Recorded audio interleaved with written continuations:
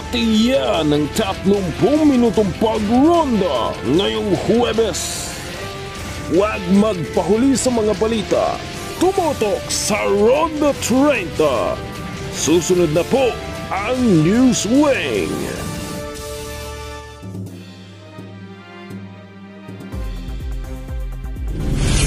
Tatlo patay sa nahulikam na pag-araro ng truck sa Quezon City. 8 iba pa nasawi rin sa magkahiwalay na disgrasya sa kalsada sa Davao Oriental at Baguio City. Natalsik na Congressman Arnulfo Teves dineport na ng Timor-Leste at inaasahang darating sa bansa ngayong gabi para harapin ang kasong pagpatay sa 12 individual. Major General Nicolas Torre III na nanguna sa pag-aresto kina dating Pangulong Rodrigo Duterte at Pastor Apollo Kibuloy, itinalagang bagong PNP chief.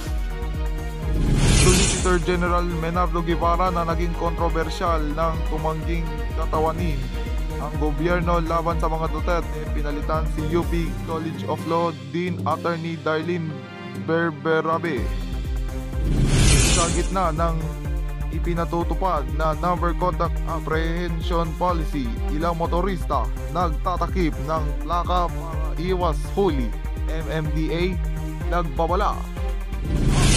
Bianca Umali inuri sa ipinakita niya sa loob ng bahay ni Kuya, boyfriend niyang si Ruru Madrid. Nagsabing swerte siya sa girlfriend.